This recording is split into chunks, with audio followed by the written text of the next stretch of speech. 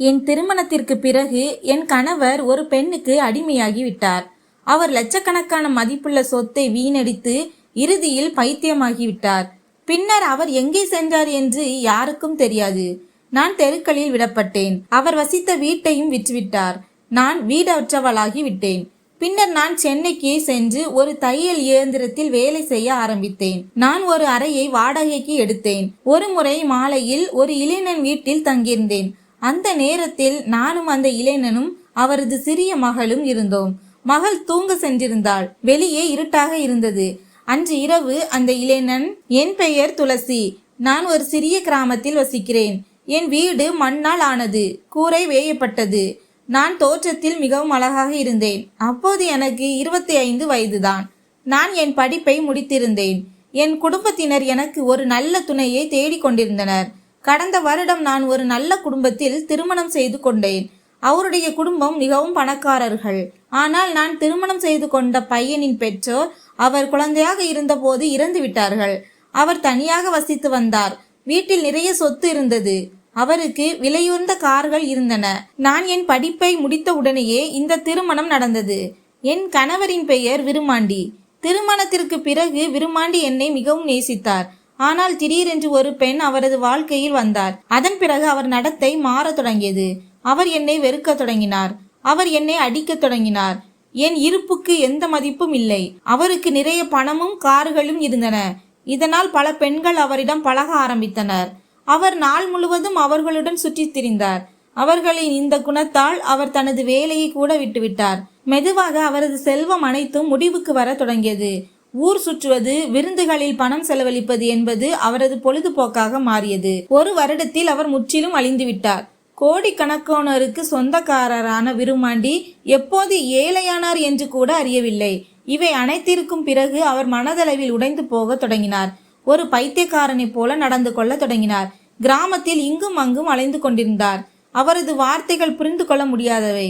அவர் தொடர்ந்து முணுமுணுத்து கொண்டே இருந்தார். இதையெல்லாம் நான் அமைதியாக பொறுத்து கொண்டு அவரை கையாள முயற்சித்தேன். பணத்தை பாதுகாப்பாக வைத்திருக்க சொல்லிக் கொண்டே இருந்தேன். இப்படி வீணாக செலவு செய்யாதீர்கள் என்றேன். ஆனால் அது எந்த விளைவையும் ஏற்படுத்தவில்லை. கடைசியில் நாங்கள் எங்கள் வீட்டை விற்க வேண்டியிருந்தது. கார்கள், நிலம், பங்களா எல்லாம் போய்விட்டது. நாங்கள் எல்லாம் இழந்து தெருவுக்கு வந்துவிட்டோம். இதனால் அவரும் கிராமத்தை விட்டு வெளியேறினார். எங்கள் வீட்டை வாங்கிய உரிமையாளர் என்னை அங்கிருந்து வெளியேற்றினார். என் கணவர் ஏற்கனவே பைத்தியமாகிவிட்டார். அவர் எங்கே போனார், அடுத்து அவருக்கு என்ன நடந்தது என்று யாருக்கும் எதுவும் உறுதியாக தெரியவில்லை. சிலர் அவர் ஒரு காரின் அடியில் சிக்கி இறந்துவிட்டார் என்று கூறுகிறார்கள். சிலர் அவர் பைத்தியமாகி காட்டில் எங்கேயாவது சென்று விட்டார் என்று கூறுகிறார்கள். என் கணவர் உயிருடன் இருக்கிறாரா இல்லையா என்பதை என்னால் புரிந்து கொள்ள முடியவில்லை. எனக்கு ஒன்றும் புரியவில்லை. எதுவும் தெளிவாக தெரியவில்லை.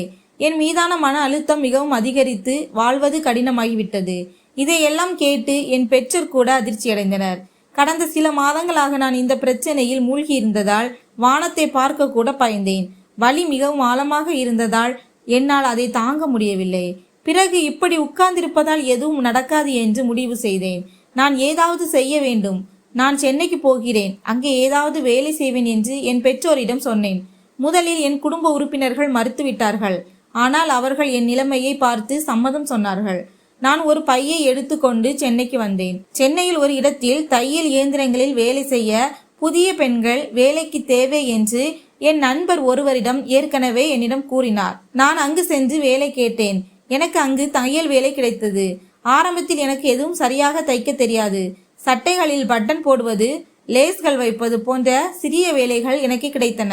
பின்னர் மெதுவாக அவர்கள் எனக்கு இயந்திரத்தை கற்றுக் கொடுக்க தொடங்கினார்கள். நான் கற்றுக்கொள்ள ஆரம்பித்தேன்.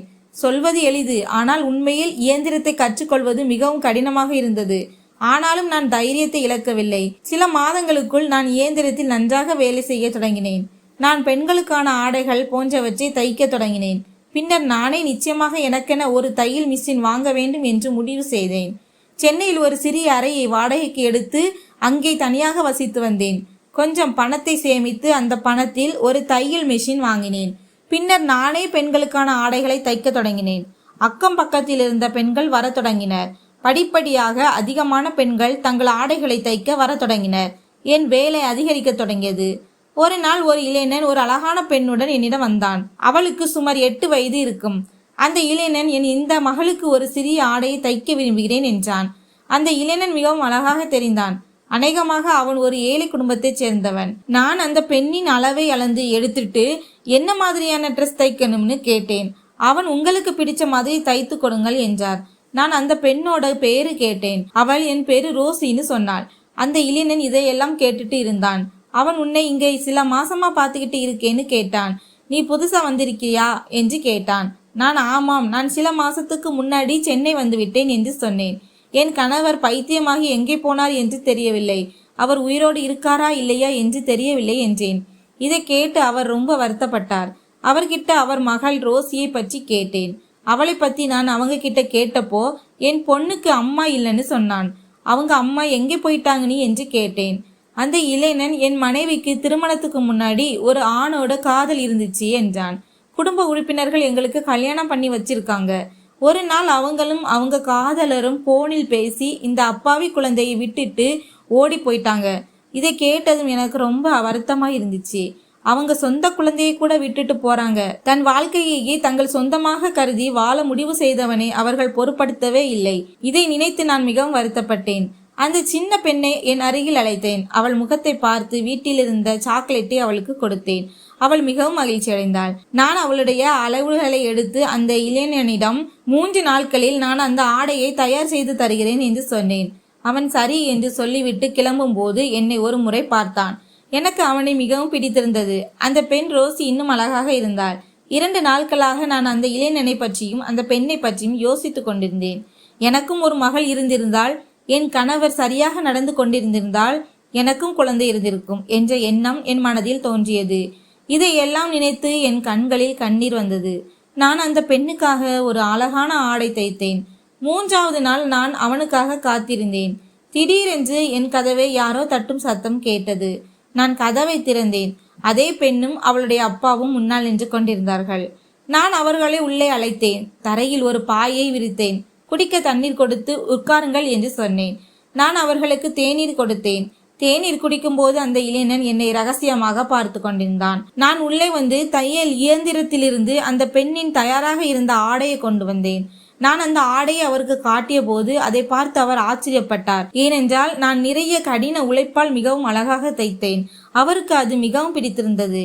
நான் அந்த பெண்ணிடம், ரோசி உள்ளே வா, புதிய ஆடையை போட்டு பார் என்றேன். அந்த பெண் புதிய ஆடையை போட்டுக்கிட்டு வெளியே வந்து அதை அவளுடைய அப்பாவிடம் காட்டும் போது அவருடைய கண்கள் மகிழ்ச்சியில் கண்ணீரால் நிரம்பியன.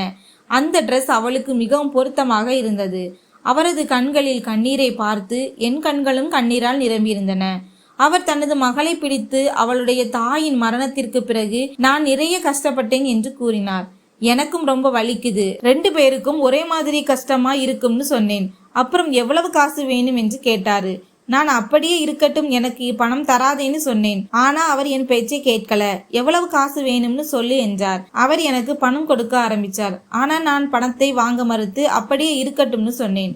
அவர் எனக்கு நன்றி சொல்லிட்டு போக ஆரம்பிச்சார். கிளம்பும் போது மறுபடியும் என்னை பார்த்து ஒரு சின்னதா புன்னகைத்தார். இப்படியே சில நாட்கள் கழிஞ்சுது. ஒரு நாள் நான் மார்க்கெட்ல இருந்து காய்கறிகள் வாங்க போயிருந்தேன். திடீர்னு ஒரு கார் என் மேல மோதிச்சு. மக்கள் காரை பிடிப்பதற்கு முன்னாடி அந்த கார் அங்கிருந்து ஓடிடுச்சு. அந்த கார் மோதலின் வேகம் அதிகமாக இருந்ததால் நான் மயக்கம் போட்டு விழுந்துட்டேன். என் காலும் காயமாயிடுச்சு. நான் சுயநினைவு திரும்பிய போது நான் மருத்துவமனையில் இருந்தேன். அந்த பெண் ரோசியும் அவளுடைய தந்தையும் என் அருகில் அமர்ந்திருந்தனர். அவர்களை பார்த்தபோது எனக்கு ஆச்சரியமாக இருந்தது. நான் எழுந்திருக்க முயற்சித்தேன். ஆனால் என் காலில் ஏற்பட்ட எலும்பு முறிவு காரணமாக என்னால் அதிகமாக நகர முடியவில்லை. நான் உட்கார்ந்து வழியால் லேசாக கத்தினேன். அவர் என்னை அமைதிப்படுத்தி, கவலைப்படாதே என்றார். உங்கள் காலில் லேசாக எலும்பு முறிவு ஏற்பட்டுள்ளது. ஆனால் அது விரைவில் குணமாகும். எல்லாவற்றையும் நாங்கள் பார்த்து கொள்வோம். என் கண்களில் கண்ணீர் வழிந்தது. நான் சந்தித்த எல்லா பிரச்சனைகளையும் நினைவு கூர்ந்தேன். அவர் எனக்கு ஆறுதல் கூறினார். அவர் என்னை ஊக்கப்படுத்தினார். மருத்துவர் வந்து என் காலில் பிளாஸ்டர் பூசினார்.